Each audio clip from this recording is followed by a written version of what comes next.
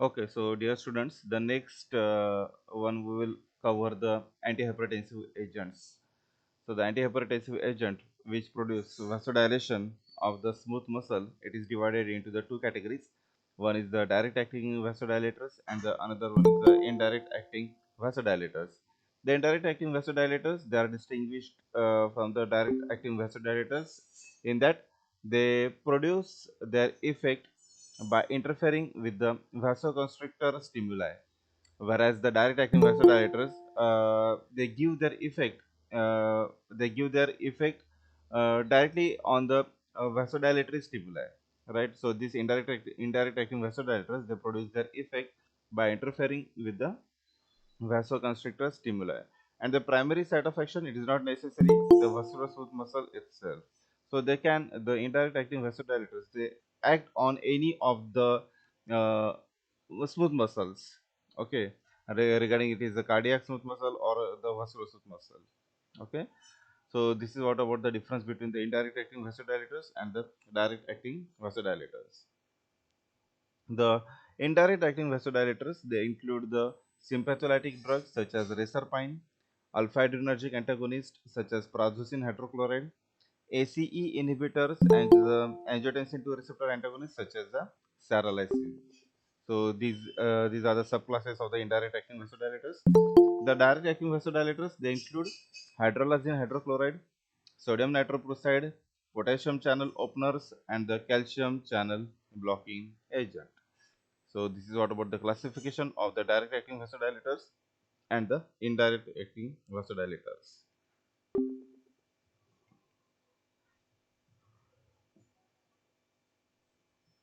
Now the drug therapy of the hypertension, the peripherally acting sympatholytics. So the first class for the treatment of the hypertension is the beta adrenergic receptor blockers, or also we can call it as the beta blockers agents. Now these beta blockers, they are the drugs which bind to the beta adrenergic receptor and thereby block the binding of the norepinephrine and the epinephrine to these receptors, causing inhibition of the normal sympathetic effect. Therefore, beta blockers are the sympatholytic drugs. Okay, so these are our neurotransmitters or the hormones like the norepinephrine or the epinephrine. These substances, that is norepinephrine and epinephrine, they bind to the beta adrenergic receptor and thereby they block the binding of these neurotransmitters to this receptor and cause inhibition of the normal sympathetic effect. So therefore these beta blocker agents, they are called as the sympatholytic drugs because they inhibit the sympathetic effect.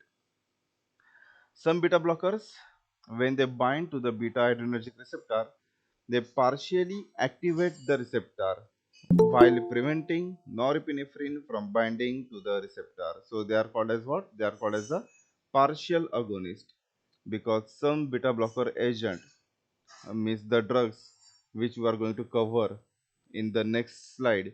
So that drugs, that beta blocker agents, they bind to these beta adrenergic receptors and they partially activate the receptor.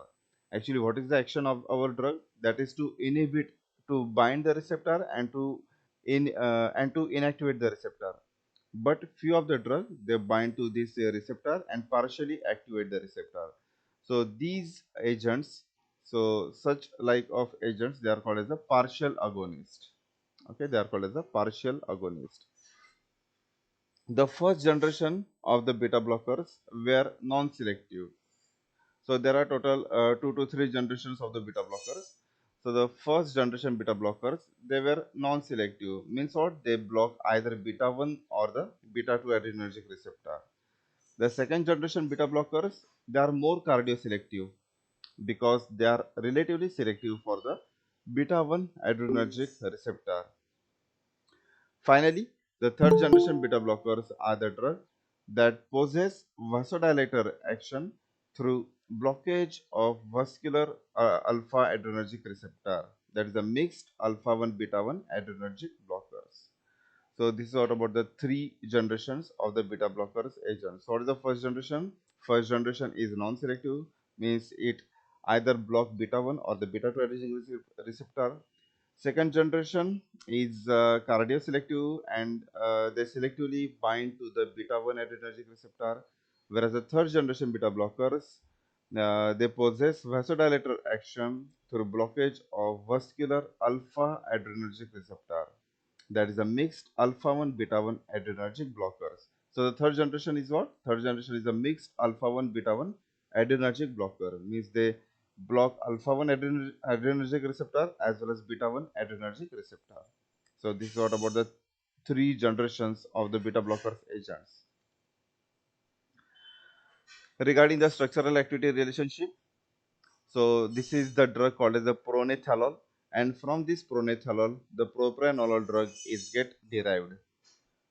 So a major innovation in the drug development for the beta adrenergic antagonist was introduced when it was discovered that oxymethylene bridge, this one OCH2 oxymethylene bridge could be inserted into the aryl ethanolamine structure of the pronethalol to afford propranolol. Okay, so what they discovered, they insert oxymethylene bridge into the aryl ethanolamine structure of the propranolol to produce the propranolol. The propranolol is what? It is a aryl oxypropanolamine. So the major innovation in the drug development of the beta antagonist was is what? That is introduction of the oxymethylene bridge, which is inserted into the aryl ethanolamine structure of the pronethalol to produce the propranolol. The propranolol is what? It is a aryl oxypropanolamine. Okay, it is what? Aryl oxypropanolamine, right? Aryl, then oxy, propanolamine, propanol and the amine. So this is what the aryl oxypropanolamine, right? And the pronethalol is what? Pronethalol is the aryl ethanolamine, aryl ethanolamine. So this is how these propranolol is get derived from the pronethalol by inserting the oxymethylene bridge into the structure of the pronethalol to produce the propranolol. Propranolol is what? It is the aryl oxypropanolamine and the first clinically successful beta blocker. The introduction of the oxymethylene bridge, in this, the side chain has been moved from the carbon number 2 of the naphthyl group to the carbon number 1 position. So these chain, which is at the second position of this naphthalene ring, it is moved from the second position to the first position to produce the propranolol. Okay, to produce the propranolol. In general, the aryl oxypropanolamines are more potent beta blockers. So this propranolol is the more potent beta blocker than the corresponding aryl ethanolamines. And most of the beta blockers currently being used clinically are aryl oxypropanolamine. Beta blockers have found wide use in treating hypertension and the certain types of the glaucoma.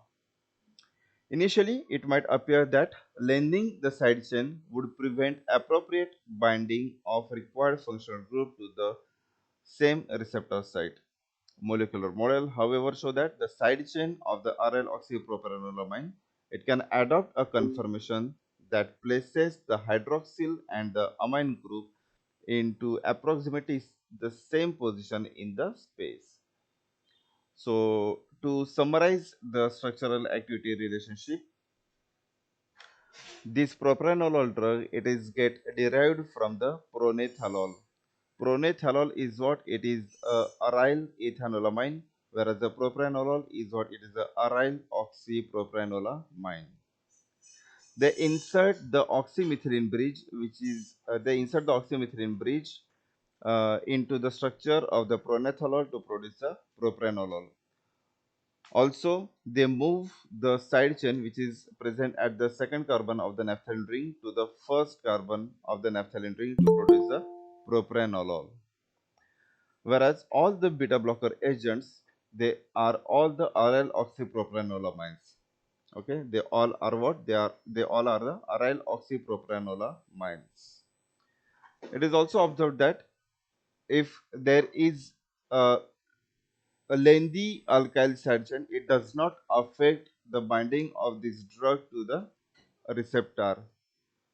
If there is any length, if there is a lengthy aliphatic side chain which is present at the carbon number 1 of the naphthalene, then also it does not affect the binding of the drug to the receptor. As the aryl oxypropranololamine, it adopts the conformation into the space. It properly adopts the conformation into the space. Regarding the mechanism of action, the vascular smooth muscles, they are lined with the beta adrenergic receptors. Okay, so these vascular smooth muscles, they are properly lined with the beta 2 adrenergic receptor, which are activated by the norepinephrine released by the sympathetic adrenergic nerves or by the circulating epinephrine. These receptors means which receptor? That is the beta 2 adrenergic receptor, like those in the heart, are coupled to GS protein, which stimulate the formation of the cyclic adenosine monophosphate. Although increased CMP enhances cardiac contraction with the vascular smooth muscle, an increase in CMP leads to the smooth muscle relaxation. As we have studied in the last lecture, that we have studied the three pathways. If you recall the pathways, we studied the three pathways. In that, we have studied the CMP-GS protein couple pathway. Okay, in that what we have studied, that increase in the CMP level in the vascular smooth muscle, it leads to the relaxation of the smooth muscle. Okay, it leads to the relaxation of the smooth muscle. So if we inhibit if we inhibit these beta 2 adrenergic receptors, then it results in the increase in the concentration of the CMP, and which results in the relaxation of the smooth muscle.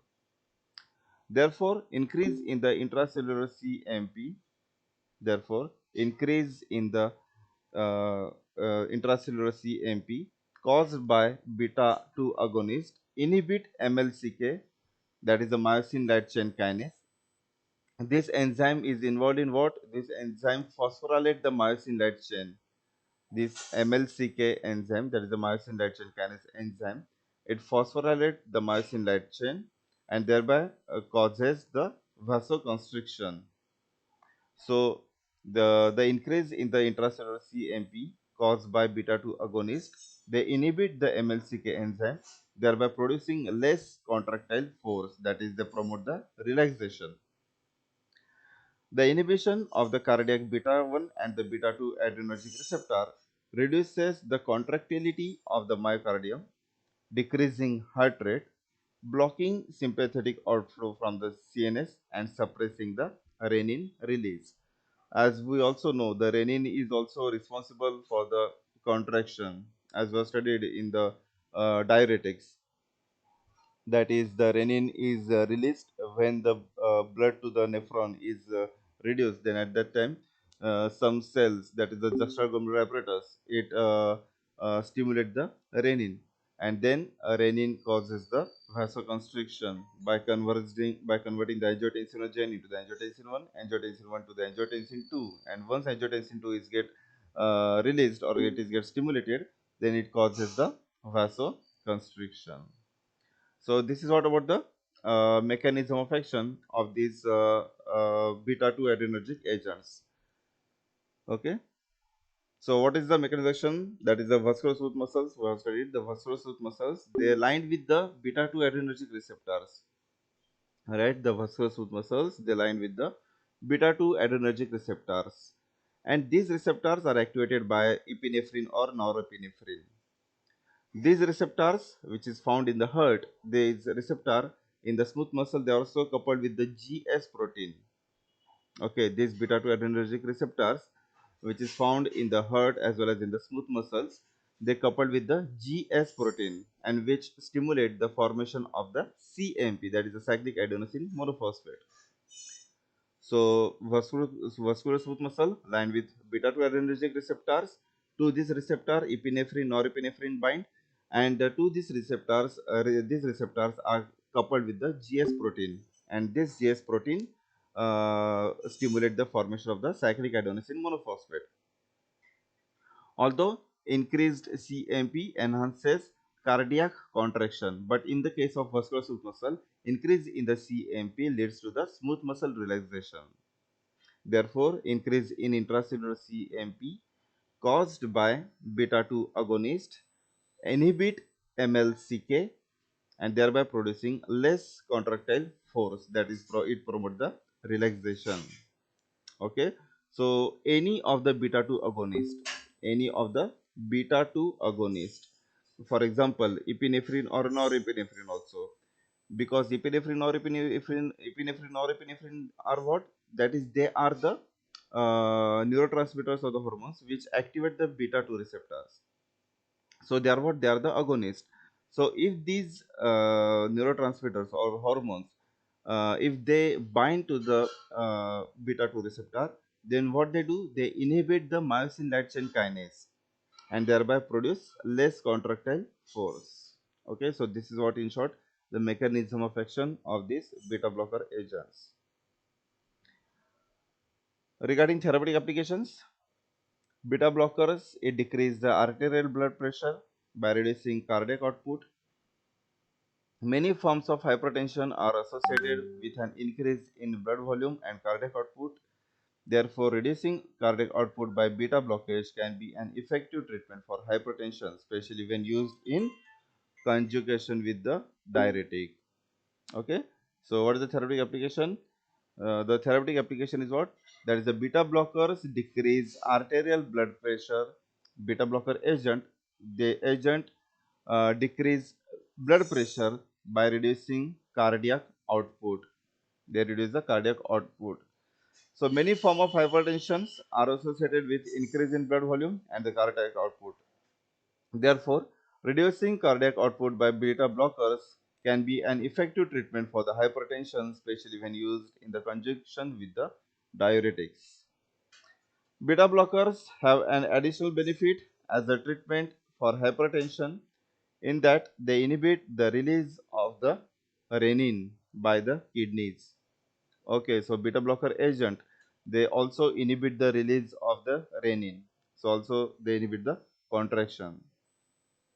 Then several of the non-selective beta blockers are also used to reduce intraocular pressure in the treatment of the glaucoma. So these are what the therapeutic applications of the beta blocker agent. So in short, these beta blocker agents, they inhibit the vasoconstriction or they relaxes the vascular smooth muscle. How? That is by binding to the beta 2 adrenergic receptors. That is by binding to the beta 2 adrenergic receptors. They show its vasodilatory effect or they relax the vascular smooth muscles. Vasodilators. Vasodilators drugs, they relax the smooth muscle in the blood vessels. The vasodilator drugs, they relax the smooth muscle in the blood vessels, which cause the vessels to dilate. Dilation of the arterial vessels, it lead to the fall in arterial blood pressure, and the dilation of venous vessels decreases the venous blood pressure. So this is the common thing.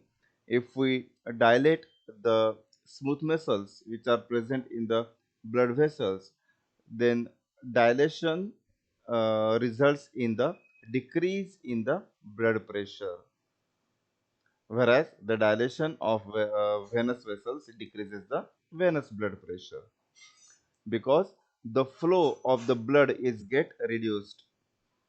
The blood is flow in its blood will flow very fast, so it dilate the blood vessels. So by the dilation of the blood vessels, the blood slowly flow from the blood vessels. So that is how the blood pressure is get reduced. Arterial dilated drugs, they are used to treat systemic and the pulmonary hypertension, heart failure, and the angina. They also decrease the oxygen demand of the heart and thereby improve the oxygen supply or the demand ratio. Okay, so these arterial dilator drugs, they used to treat the various conditions like the pulmonary hypertension, heart failure, and the anginal pectoris. How they use for the treatment of these diseases? That is, they decrease the oxygen demand of the heart. They decrease the oxygen demand of the heart by relaxing the vascular smooth muscles. The venous dilators, the venous dilators are used in the treatment of the heart failure along with the other drugs because they help to reduce pulmonary or the systemic edema that results from the heart failure. Okay, so these venous dilators, the drugs, they are used in the treatment of the edema. They are used in the treatment of the edema. So the first agent is the hydralazine. Hydralazine come under the direct acting vasodilator. Okay, as we have studied, there are two major classes. One is the direct acting, whereas the another one is the indirect acting vasodilator. So the hydralazine is the first drug, which is the direct acting vasodilator. So this is the structure of the hydralazine. If you check out properly the structure of the hydralazine, so it contain a thalazine ring. The name of the ring is the thalazine ring, and the numbering of the ring is start from this carbon instead of the nitrogen. Okay, so the IPC nomenclature is the thalazine 1YL. This one is the hydrazine, NHNH2. This is called as the hydrazine. So the IPC nomenclature is thalazine 1YL hydrazine. It seems to have multiple direct effect on the vascular smooth muscle. Hydralazine, which is a thalazine substituted hydrazine antihypertensive drug, is highly specific for arterial vessels and produce vasodilation by a couple of the different mechanisms. First, this drug causes smooth muscle hyperpolarization. So the how what is the mechanism of action of this hydralazine? That is, it causes the smooth muscle hyperpolarization, which results in the opening of the potassium channel. Once the potassium channel get open, then it increases the efflux of the potassium ion from the cell. Efflux means what? That is, the potassium ions which is present inside of the cell, it get out from that cell. Okay, it leave the cell. The potassium ion leave the cell once the potassium channel is get open. So that is the hyperpolarization phase. So okay, so what is the mechanism of action of this hydralazine? That is, this drug causes smooth muscle hyperpolarization, which open potassium channels and increases the efflux of the potassium ion from the cell, causing hyperpolarization of the vascular smooth muscle cell, and thus prolong the opening of the potassium channel and sustain a greater vasodilation on arterioles than on veins. Okay, so by hyperpolarization means what? Potassium channel get open. Once the potassium channel get open, the potassium ion leave the cell. That is, the efflux of potassium ion takes place, and which cause the hyperpolarization of the vascular smooth muscle and results in the vasodilation of the arteries. So as we have already studied, if the arteries are get if the vasodilation of arteries takes place, then it results in the treatment of the various diseases like the heart failure, angina, etc., etc. We have studied in the previous slide. Then the second mechanism is what? The first mechanism of hyperpolarization. Second mechanism is what? That is, these agent inhibit the second messenger IP3 induced release of the calcium from the smooth muscle sarcoplasmic reticulum. So we already studied this in the last lecture. That is the inositol triphosphate. जो भी release होता है, तो वो इनोसिटल triphosphate क्या करता है, that it releases the calcium from the sarcoplasmic reticulum. So this drug, it inhibit this inositol triphosphate. Once you inhibit the inositol triphosphate synthesis, then it does not stimulate the sarcoplasmic reticulum, and hence the calcium will not get released.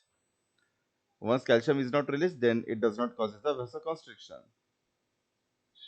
And finally, there is the one more mechanism, that is the hydrolyzine stimulate the formation of the nitric oxide. Also, we have studied this mechanism in the last lecture. That is, the nitric oxide formation causes the CGMP mediated vasodilation. So the name of that mechanism is what? That is the NOCGMP pathway, right? NOCGMP pathway. So hydrolyzine, it stimulates the formation of the nitric oxide, and it leads to the CGMP mediated vasodilation. Hydrolyzine also causes sodium and the water retention and the expansion of the plasma volume, which develop tolerance to its antihypertensive effect during prolonged therapy. So this is what the side effect of the hydrolyzine. That is, when we given this drug to the patient for the treatment of the hypertension, then this drug causes the retention of the sodium and the water, so results in the edema, and hence this drug generally given with the diuretics to give beneficial effect. Okay. Then regarding pharmacokinetic properties, hydrolyzine drug is well absorbed from the gastrointestinal tract and is metabolized in the gastrointestinal mucosa and in the liver by the acetylation, hydroxylation, and conjugation with the glucuronic acid. Okay. So the metabolites of the hydrolyzine is what? The one is the acetylation. So over here it is mentioned, that is acetylation. Hydroxylation also takes place. Hydroxylation also takes place at this position. And then the last one is the conjugation with the glucuronic acid. So these all the metabolites of the hydrolyzine. Okay. Then the next one, therapeutic applications. Hydralazine is used in the management of the moderate to severe hypertension. The drug is recommended for use in the conjunction with the cardiac glycosides and other vasodilators for the short-term treatment of the severe CHF. Okay, so this drug is generally given with the cardiac glycosides and other vasodilators for the treatment of the CHF. Patients who engage in potentially hazardous activities such as operating machinery or driving motor vehicles should be warned about possible faintness, dizziness, or the weakness. Okay, so this agent is generally given, generally means generally avoided to those patients who are the drivers on the some vehicles or who operate some machineries. Either this drug is not given to those patients, or some warning are given to such kind of the patients. There are such some warnings like the faintness, dizziness, or the weakness. Okay. Then the next drug, next class is the potassium channel agonist. Potassium channel agonist, and the drug is the minoxidil. Now the next class is the potassium channel agonist. In that, the name of the drug is the minoxidil. Potassium channel openers are the drugs which activate ATP sensitive potassium channel in the vascular smooth muscle. By opening this potassium channel, there is increased efflux of the potassium ion from the cell, causing hyperpolarization of the vascular smooth muscle, which closes the voltage gated calcium channel and thereby decreases the intracellular calcium. With less calcium available to combine with calmodulin, there is a less activation of MLCK and the phosphorylation of the myosin light chains. This leads to the relaxation and the vasodilation. So this thing we have already studied. Okay, minoxidil as its active metabolite, minoxidil O sulfate prolong the opening of the potassium channel, sustaining greater vasodilation on arterioles than on veins. So this is the metabolite of the minoxidil, that is the minoxidil sulfate. Minoxidil sulfate. And so this is the active metabolite of the minoxidil. So also there are few other metabolites like the minoxidil NO glucuronide means what? That is the it is the glucuronide conjugation. Okay, this is a sulfate conjugation, whereas this is the glucuronide conjugation. So these all two metabolites are the active metabolites of the minoxidil. Regarding the IPC nomenclature of the minoxidil, so this is the basic structure of minoxidil. So 2,4 diamino, 6 piperidino, 1 2 3 4 5 6. So the numbering of this ring, of this pyrimidine ring, is start from this nitrogen 1 2 3 4 5 and 6. So as per alphabetical order, 2,4 diamino, 6 piperidino, pyrimidine, 3 oxide. Now this one is called as the oxide. This is what? Oxide. So this is the IPC nomenclature. There is no any double bond. If there is a double bond, then at that time we call it as the oxo. At that time we can call it as the oxo. But in the structure of the minoxidil, there is a arrow in between the nitrogen and oxygen. Okay, there is a arrow in between the nitrogen and oxygen. The arrow is heading towards the oxygen. Arrow is heading towards the oxygen because it pull out the electrons from the nitrogen. So in this case, this is called as the oxide. In this case, it is called as the oxide. Okay. So this is all about the minoxidil. Then the minoxidil is absorbed from the gastrointestinal tract and is metabolized to its active sulfate metabolite, as we have already discussed. The active metabolite is the sulfate metabolite, and also there is a glucuronide metabolite is also there. The plasma concentration for minoxidil sulfate peak within 1 hour and then decline rapidly. Following an oral dose of minoxidil, its hypertensive effect begins in 30 minutes, is maximal in 2 to 8 hours, and persists for approximately 2 to 5 days. The delayed onset of the hypotensive effect for minoxidil is attributed to its metabolism to its active metabolite. The major metabolite is the N-O-glucuronide, which, unlike the sulfate metabolite, is inactive as hypotensive agent.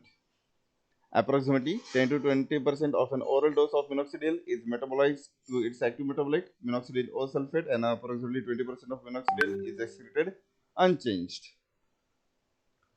Regarding the therapeutic application, it is used in the treatment of the hypertension, and these drugs are not first line therapy for the hypertension because of their side effects. Therefore, they are relegated to treating refractory or the severe hypertension. Okay, so this is what about the minoxidil. So minoxidil form two metabolites. One is the sulfate metabolite, which is the active metabolite, whereas the glucuronide metabolite is the inactive metabolite. Okay, so make correction. Sulfate metabolite is the active metabolite of the minoxidil, whereas the glucuronide metabolite is the inactive metabolite of the minoxidil. Okay, so this is what about the potassium channel openers. Now the next one is the non-selective beta blocker agents. Non-selective beta adrenergic blocker. The drug is the propranolol. The drug is the propranolol, which is the first generation non-selective beta blocker. So the first generation beta blockers, as we have discussed, the first generation beta blockers, they were non-selective. They're non-selective. Means what? They block both the beta 1 and the beta 2 adrenergic receptor. Second generation beta blockers are cardioselective in that they selectively block the beta 1 adrenergic receptor. And whereas the third generation beta blockers, they possess vasodilator action through the blockage of the alpha adrenergic receptors.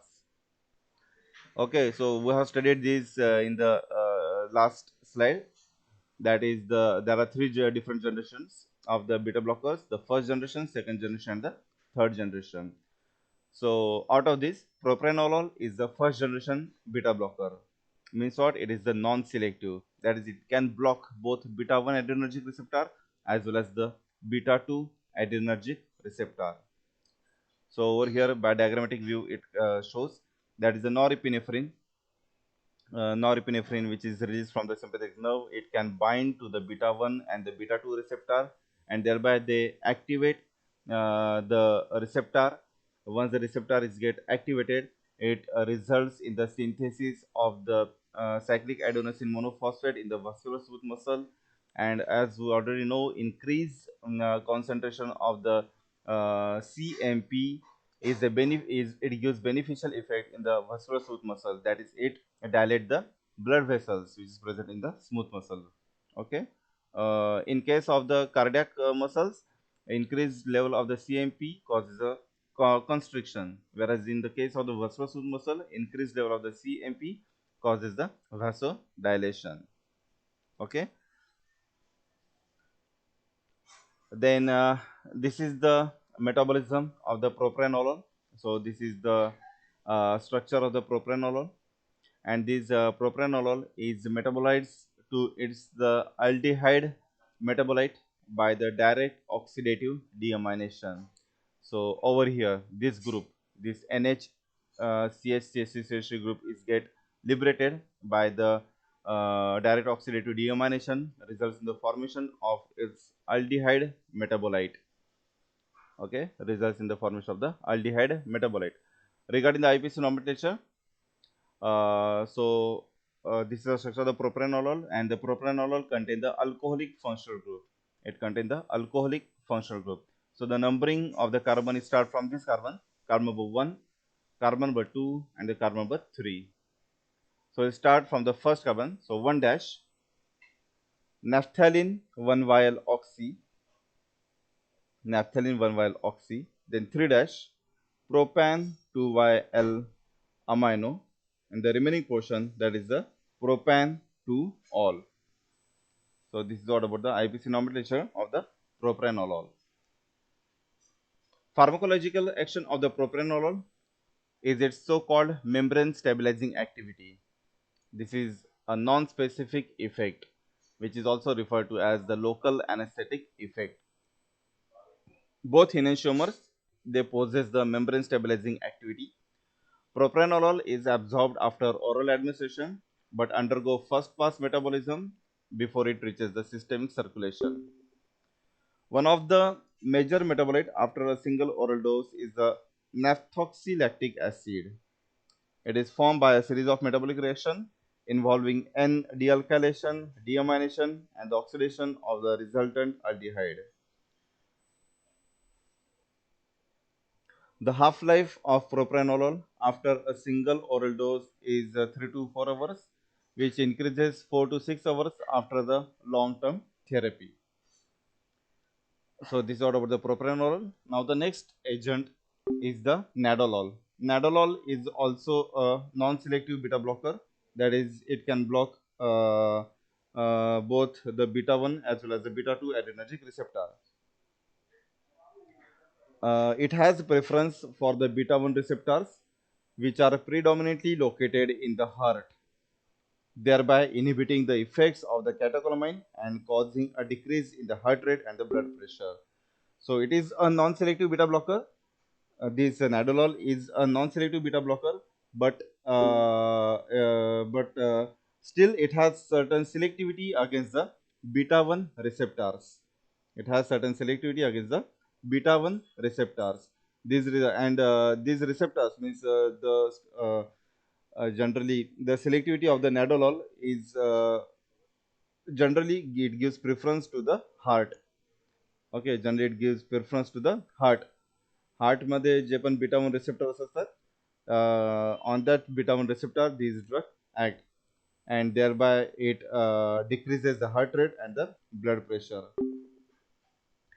Its inhibition of the beta 2 receptors, which are mainly located in the bronchial smooth muscle of the airways, lead to the airway constriction similar to that seen in the asthma. Okay, so in case of the bronchial smooth muscle, if this drug they bind to the beta 2 adrenergic receptors which is present in the bronchial smooth muscle, and if they inhibit this beta 2 receptor which is present in the bronchial smooth muscle, then it leads to the constriction of the airway. Okay, so in this case it does not vasodilate, it does not vasodilate that bronchial smooth muscle. Over there it constrict that bronchial smooth muscles. Okay, inhibition of the beta 1 receptor in the juxtaglomerular apparatus of the kidney inhibit the renin-angiotensin system, causing a decrease in vasoconstriction and a decrease in the water retention. So as we already know that if we inhibit the beta 1 receptor in the juxtaglomerular apparatus of the kidney, then it inhibit the renin-angiotensin system. If we inhibit the renin-angiotensin system, then what will happen? The renin is not get released, and if renin is not released, then the constrictions is get inhibited. Nadolol's inhibition of the beta 1 receptor in the heart and kidney leads to its effect on the lowering blood pressure. Okay, so generally, this nadolol drug is a non-selective beta blocker. Non-selective beta blocker means what? It either can block beta 1 or can block the beta 2 receptor. But generally, this drug is having specificity against the beta 1 receptor in the heart and the kidney, and leads to the lowering of the blood pressure. Okay, so that is all about the nadolol. Regarding the IPS nomenclature, now this is the naphthalene ring, but there is a missing of the two double bonds over here, so we can nominate it as a tetrahydro. Okay, so now if you check out the structure, if you check out properly the structure, so the numbering is given from this carbon. The numbering of this naphthalene ring is given from this carbon, because we have to give the lowest numbering to this hydroxy group. Okay, so 1, 2, 3, 4, 5. No, no, wait for a second. Okay, so instead of from this, they have started the numbering from this carbon. Okay, because if we start from this carbon, then we give the lowest numbering to this hydroxy group and also the lowest numbering to this substituent, because if we start the numbering from this carbon, so 1 2 3 4 5 6 7 8, so these substituents get on the 8th position. But if we count from this carbon, so on second and third carbon the hydroxy group are there, and on fifth carbon this substituent is there. So we start the numbering of this nadolol from this carbon. Okay, so 1, 2, 3, 4, and 5. So 5 dash, 1, 2, 3, 3 dash, tertiary butyl amino, 2 hydroxy propoxy, 2 hydroxy propoxy, 1, 2, 3, 4 tetrahydronaphthalene, tetrahydronaphthalene, 2, 3 diol, 2, 3 diol. So this is the IPC nomenclature of the nadolol. Nadolol is also used in the long-term management of the angina pectoris. Propranolol is the most lipophilic drug among the available blockers, and thus it enters the CNS much better than the less lipophilic drugs such as the atenolol or the nadolol.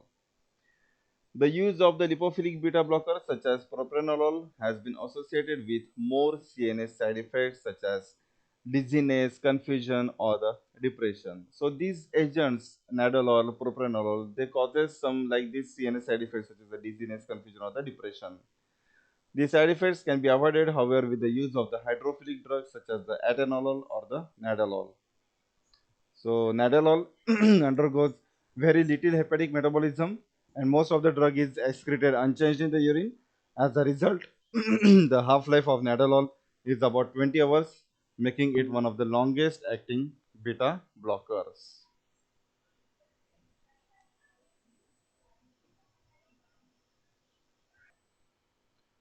Okay, so the next class is the selective beta 1 blockers. The next class is the selective beta 1 blockers. And the drugs are S-butalol, atenolol, and the esmolol. So these are the structures of these selective beta 1 blockers: S-butalol, atenolol, and the esmolol. So we'll cover this one by one. So the first drug, that is the S-butalol. So this is the structure of the S-butalol. Okay, and this is its metabolic pathway. So first we'll discuss about the IPC nomenclature of the S-butalol. So if you check out properly the structure, so it contain amide over here. It is a amide. How many carbons are there in amide? So one, two, three, and four. So four carbons are there. So it is a butanamide. It is a butanamide. So we'll start our IPC nomenclature from this N of this butanamide. So N dash 3 acetyl. We start the numbering from this carbon. So 1, 2, 3. So after N dash 3 acetyl, then 4 dash 2 hydroxy 3 dash propan 2YL amino propoxy phenyl, and the last one, that is the butanamide. So this butanamide undergo undergo metabolic pathway by deacetylation. Deacetylation results in the formation of this deacylation, not acetylation. It is the deacylation results in the formation of this metabolic product. So this group is get removed by the deacylation process, results in the formation of this metabolic product, and again by acetylation. So acetylation takes place at this nitrogen and results in the formation of the diacetolol. Diacetolol. Okay, so this is what the metabolic pathway of the S-butalol. Okay, the next one is the atenolol. Again, we will check out the IPC temperature, as this structure also contain the amide. In the previous structure it was the butanamide. Now this one contain the acetamide. Okay, so we'll start our IPC temperature from this carbon. So there are two carbons, carbon number 1, carbon number 2. So 2 dash, then 4 dash 2 hydroxy 3 dash propan 2 while amino propoxy phenyl, and the remaining portion, that is the acetamide. So if you check the IUPAC nomenclature of the atenolol and the S-butalol, so somehow it is same. Somehow it is same. There is only little bit difference, but it also contains the amide as a functional group. But over here it is a butanamide, and over here it is a acetamide. Otherwise, the IPC nomenclature is little bit same. So atenolol is used for a number of conditions including hypertension, angina, long QT syndrome, acute myocardial infarction, supraventricular tachycardia, ventricular tachycardia, the symptoms of the alcohol withdrawal. So for these diseases, or for the treatment of these conditions, the atenolol agent is used. Then the next one is the esmolol.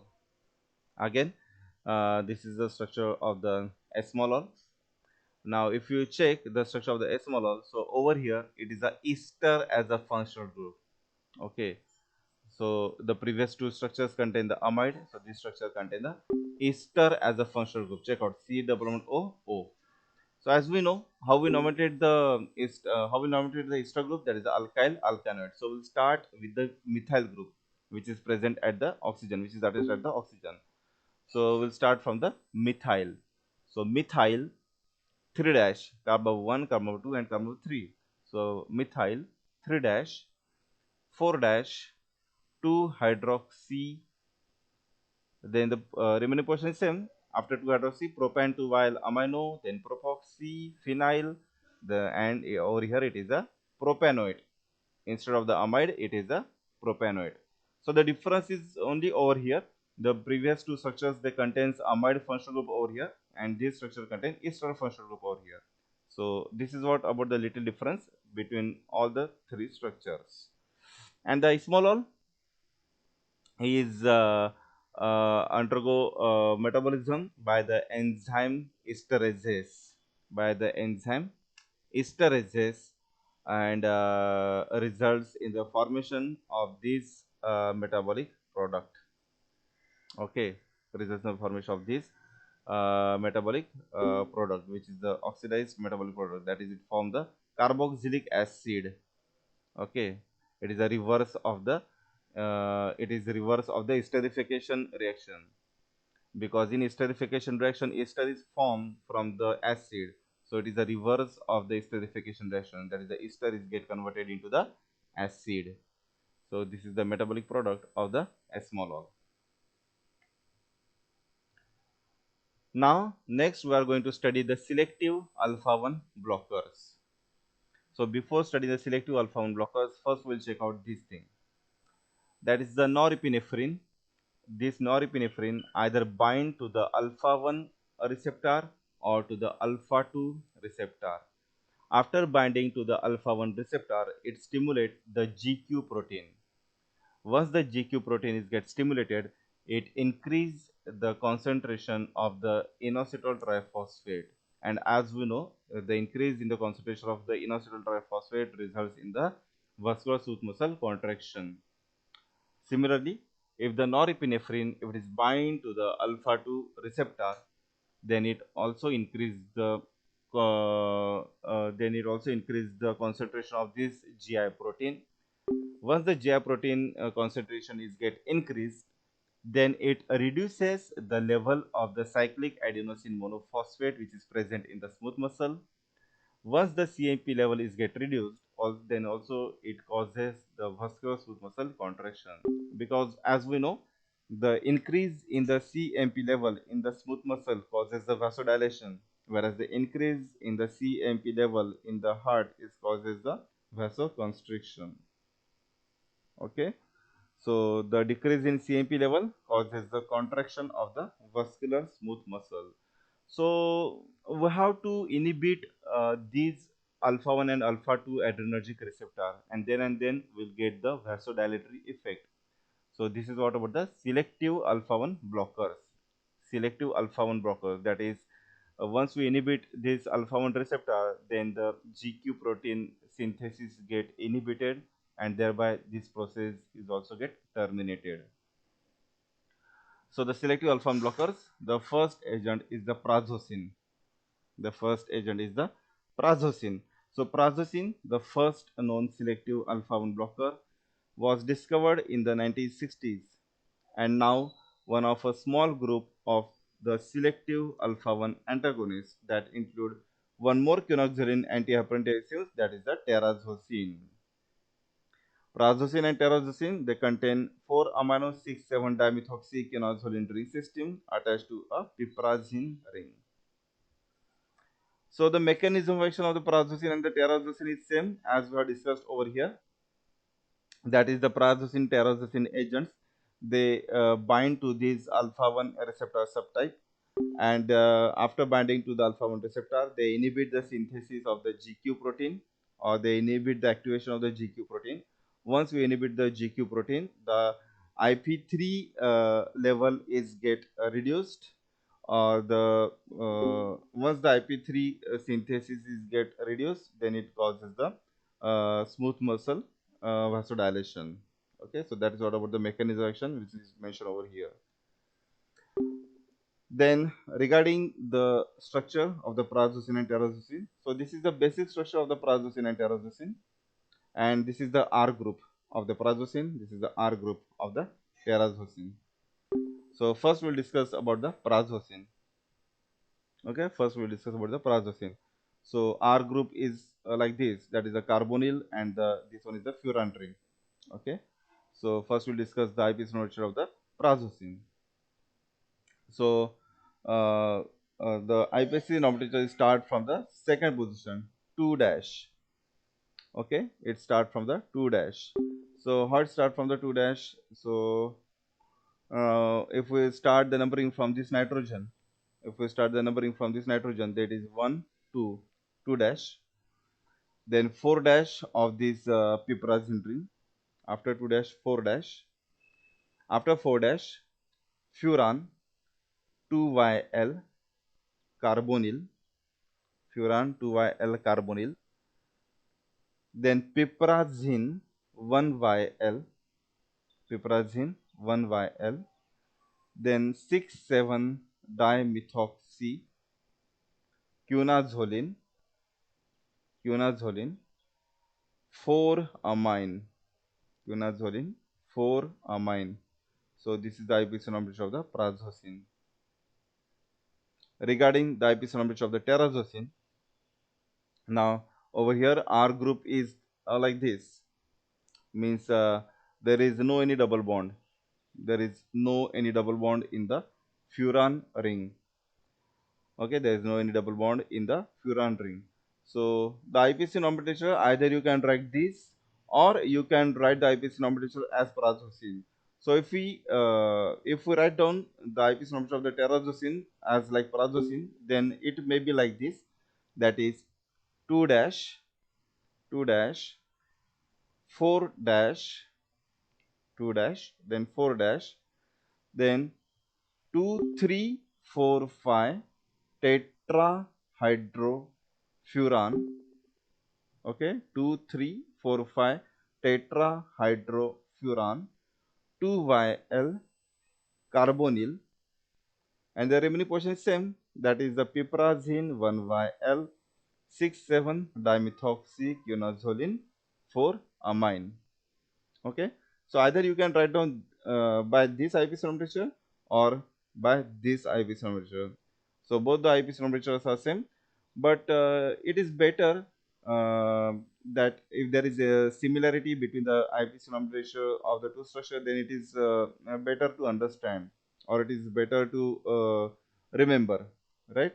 So I think you have to write down the IUPAC nomenclature of the terazosin like the prazosin, that is 2 dash, then 4 dash, then 2 3 4 5 tetrahydrofuran 2YL carbonyl, then piperazine 1YL, and the remaining portion 6,7 dimethoxyquinazolin 4 amine.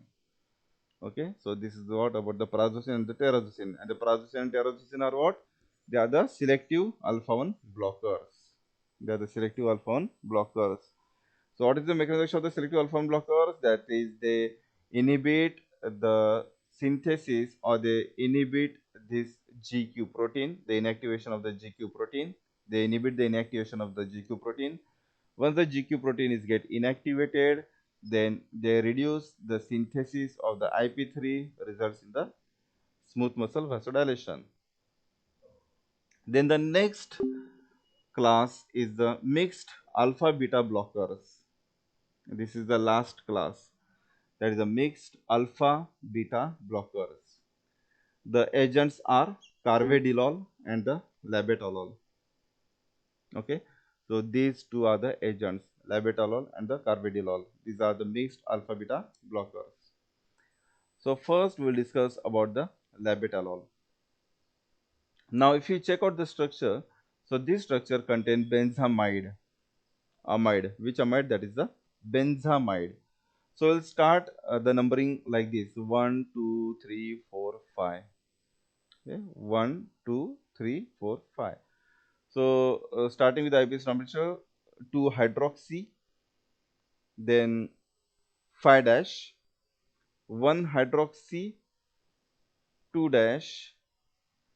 After 2 dash, how many carbons are here? 1 2 3 4 in a straight chain. So after 2 dash, 4 phenyl, 4 phenyl, butane 2YL, amino ethyl, remaining portion, that is the benzamide. So this is what about the labetalol.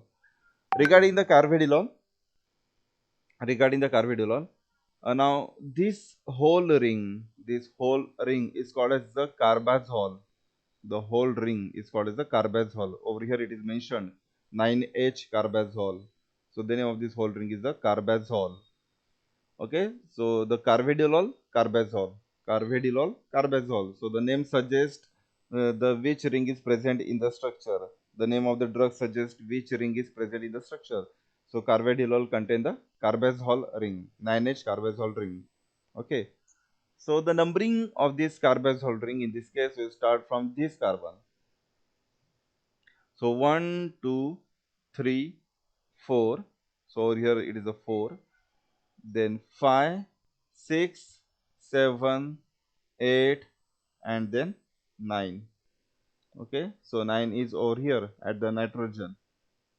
Okay, 9 is over here at the nitrogen. So the numbering start from this carbon. Okay, so uh, the IPS temperature of the carvedilol begin from the begin from the 1 dash 1 dash, then 9H carbazole 4YL. Acha, 1 dash of what? 1 dash of this propanol. 1 dash of what? 1 dash of this propanol, because it contain alcoholic functional group. And the numbering of this propane start from this carbon. So carbon number 1, carbon number 2, and carbon number 3. So 1 dash of this propanol. After 1 dash, 9H carbazole 4YL, because we started the numbering from this carbon. Okay, so 1, 2, 3, and 4. So 9H carbazole 4YL oxy 3 dash. After 3 dash, 2 dash, 2 methoxy phenyl oxy ethyl amino. Then the remaining portion, this one, that is the propan to all. So this is the IPC nomenclature of the carvedilol. Labetalol, which is a phenyl ethanolamine derivative. Right. It is a phenyl ethanolamine derivative. So labetalol, which is a phenyl ethanolamine derivative, is representative of a class of drugs that act as a competitive blockers at alpha 1, beta 1, and the beta 2 receptors. As this labetalol and the carvedilol, these are the mixed alpha beta blockers, that is, they act on both alpha as well as on the beta receptors. So this labetalol drug, it represent a class of drugs that act as the competitive blockers at alpha 1, beta 1, and the beta 2 receptor. This drug is more potent beta blocker than the alpha blocker, as it is a mixed alpha beta blocker, but it is having more potency towards the beta receptor rather than the alpha receptor, because it has two asymmetric carbon atom, 1 and the 1 dash. Okay, so it contains the two asymmetric carbon atom, 1 and the 1 dash. It exists as a mixture of four isomers. It is this mixture that is used clinically in treating hypertension. The different isomers possess different alpha and beta blocking activities. Yes, because it is exist in the mixture of the four isomers. So each isomer shows the different activity at the alpha and the beta receptor. The beta blocking activity resides in the 1R 1-R isomer, whereas the alpha 1 blocking activity is seen in the 1s 1-R and the 1s 1-S isomers, with the 1s 1-R isomer possessing the greater therapeutic activity. So there are different isomers. There are total 4 isomers, and each isomer is having the different activity at the different receptor. So the beta blocking activity is seen is only with the one isomer, that is the 1R 1-R isomer, whereas the alpha 1 blocking activity is seen with the other 3 isomers. Okay, but generally that there are three isomers are there which block the alpha 1 receptor, but this drug specifically, the labetalol drug, act on the beta receptor and it blocks that beta receptor. Labetalol is a clinically useful antihypertensive agent. The rationale for its use in the management of hypertension is that its alpha receptor blocking effects produce vasodilation and beta receptor blocking effect prevent the reflex tachycardia usually associated with the vasodilation. Yes. So that is the reason that why this labetalol drug is more potent as a beta blocker agent. Although labetalol is very well absorbed, it undergoes extensive first pass metabolism. Then the next one is the carvedilol. Now this carvedilol is a beta blocker that has a unique pharmacological profile. Like labetalol, it is a beta blocker that possesses alpha 1 blocking activity. Okay, so like labetalol, carvedilol is also a beta blocker and also possesses the alpha 1 blocking activity. Only the S enantiomer possess the beta blocking activity, although both enantiomers are blockers of the alpha 1 receptors. Okay, so in the structure of the carvedilol, there is only one asymmetric carbon. There is only one asymmetric carbon, and in the structure of the labetalol, there are the two asymmetric carbons. So these just like the labetalol, is also a beta blocker, which possesses the alpha 1 blocking activity, and only the S enantiomer possesses the beta blocking activity. Although both the enantiomers, that is R and S enantiomers, they block the alpha 1 receptors. Overall, the beta blocking activity is 10 to 100 fold of its alpha blocking activity. So again, same thing, that is the carvedilol is having the more potency towards the beta receptor than the alpha receptor. This drug is also unique in that it possesses antioxidant activity and an anti-proliferative effect on the vascular smooth muscle cells. It thus has a neuroprotective effect and the ability to provide major cardiovascular organ protection. This drug is used in the treatment of the hypertension and the congestive heart failure. So that's it. So this is what all about our this chapter regarding the vasodilators and the sympatholytics.